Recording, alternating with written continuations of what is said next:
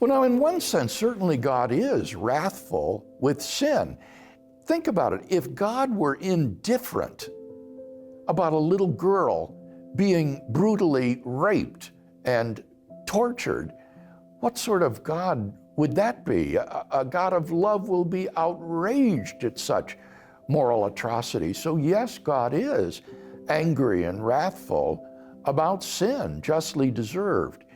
But we should not think that therefore Christ's self-giving sacrifice on the cross is something that's motivated by divine anger or wrath.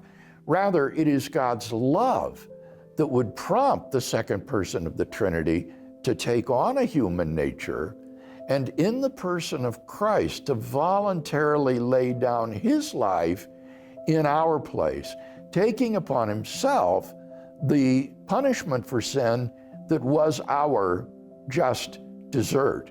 And thereby the demands of God's justice are met, and his wrath with sinful human beings is allayed because justice has been fully satisfied. So I think that the atonement of Christ, the self-sacrificial death of Christ for our sins, wonderfully unifies both the love and the justice of God.